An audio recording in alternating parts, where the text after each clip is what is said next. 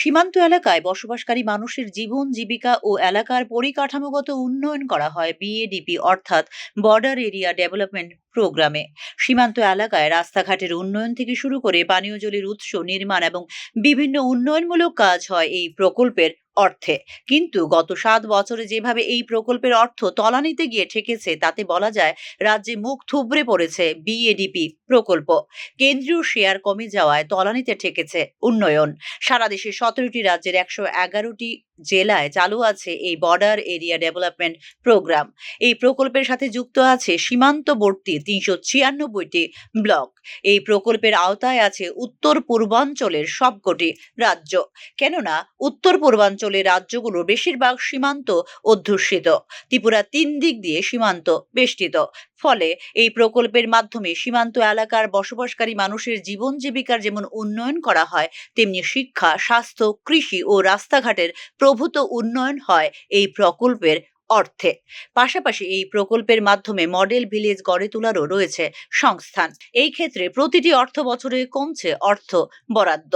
2014-15 সালে যেখানে এই বিএডিপি প্রকল্পে 800 কোটি টাকা দেওয়া হয়েছিল, সেই জায়গায় 2023-24 সালে বরাদ্দ কমে দাঁড়িয়েছে 31 কোটি 51 লক্ষ টাকা।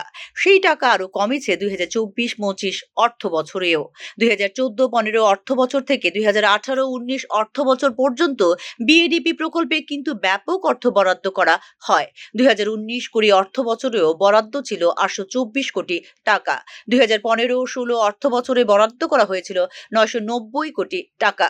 2016-17 অর্থ বছরে 1015 কোটি টাকা এবং 2017-18 অর্থ বছরে সর্বোচ্চ 1100 কোটি টাকা বরাদ্দ হয়েছিল এই প্রকল্পে। কিন্তু এরপরেই কমতে শুরু করে বরাদ্দ অর্থের পরিমাণ। 2018-19 অর্থ বছরে 770 কোটি টাকার মতো বরাদ্দ হয়েছে। আবার 2019-20 সালে বরাদ্দ হয় 824 কোটি টাকা।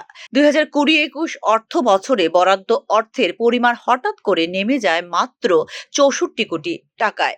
2021-22 অর্থ বছরে বরাদ্দ হয় 216 কোটি টাকা। আবার 2022-23 অর্থ বছরে 129 কোটি টাকা বরাদ্দ করা হলেও 2023-24 এবং 2024-25 অর্থ বছরে একেবারে তলানিতে গিয়ে ঠেকে বরাদ্দ অর্থের পরিমাণ। এখন কোনোভাবে টিকে আছে এই প্রকল্প। তার কারণ হলো গত 7 বছরে রাজ্যে কেন্দ্রীয় শেয়ার কমেছে 62.18 কোটি টাকা। সীমান্ত এলাকায় বসবাসকারী মানুষের আর্থসামাজিক উন্নয়নের জন্যই এই টাকা বরাদ্দ করা হতো। এখন রাস্তাঘাটের বেহাল দশা, মানুষের নিরাপত্তা একেবারে তলানিতে, জীবনযাত্রার মান খুব একটা ভালো নয়, পরিকাঠামোগত উন্নয়ন শিখে উঠেছে বলে জানিয়েছেন সীমান্ত এলাকার নাগরিকরা। আন্তর্জাতিক সীমানার 0 থেকে 10 কিলোমিটার এলাকা জুড়ে উন্নয়ন ত্বরান্বিত করা হতো বিএডিপি প্রকল্পে। সীমান্ত এলাকার সড়কগুলোর উন্নয়ন, সেতু নির্মাণ, এমনকি সীমান্ত এলাকায় হেলিপ্যাড তৈরি করা হয় এই প্রকল্পে। সীমান্ত এলাকায় বসবাসকারী মানুষের যাতে পানীয় জলের অসুবিধা না হয় তার জন্য পানীয় জলের উৎস স্থাপন করা এবং বাজারগুলোর উন্নয়ন, গ্রামীণ পর্যটন কেন্দ্র গড়ে তোলা, বিনোদনের পার্ক তৈরির জন্য এই প্রকল্পে বরাদ্দ করা হয়ে থাকে অর্থ। সীমান্তের 0 পয়েন্ট থেকে 10 কিলোমিটারের মধ্যে থাকা এলাকাতেই কাজ করা যায় এই প্রকল্পের টাকায়। 2015-16 আর্থিক বর্ষে অবশ্য ওই দূরত্ব বাড়িয়ে করা হয়েছে 0 পয়েন্ট থেকে 20 কিলোমিটার পর্যন্ত। প্রথমে বিভিন্ন কাজের পরিকল্পনা করে বাজেট তৈরি করে জেলা শাসকের কাছে পাঠায় পঞ্চায়েত সমিতি। তারপর তা জেলা প্ল্যানিং কমিটি আলোচনা করে রাজ্যের কাছে পাঠায় অনুমোদনের জন্য। রাজ্যের মুখ্য সচিবের নেতৃত্বে গঠিত স্টেট লেভেল স্ক্রিনিং কমিটি তা কেন্দ্রীয় স্বরাষ্ট্র মন্ত্রকের কাছে অর্থ অনুমোদনের জন্য পাঠায়। তারপর রাজ্যকে বরাদ্দ টাকা পাঠিয়ে দেয় স্বরাষ্ট্র মন্ত্রক। 2020-21 অর্থ বছরে 1 টাকাও বরাদ্দ করা হয়নি বিএডিপি প্রকল্পে।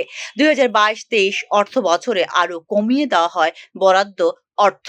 বিএডিপি প্রকল্পে অর্থ বরাদ্দ কমতে দেখেও কেন চুপচাপ রাজ্য সরকার, প্রশ্ন উঠছে তা নিয়েই। রাজ্য সরকারের পক্ষ থেকে কেন্দ্রীয় সরকারের কাছে এই প্রকল্পে অর্থ বরাদ্দ বাড়ানোর জন্য অনুরোধই করা হয়নি বলে জানিয়েছেন প্রশাসনের সংশ্লিষ্ট আধিকারিকরা। প্রেক্ষিতে মুখ থুবড়ে পড়েছে সীমান্ত এলাকার উন্নয়ন, যার খেসারত দিচ্ছেন সীমান্ত এলাকার সাধারণ মানুষ। Bureau report, news now.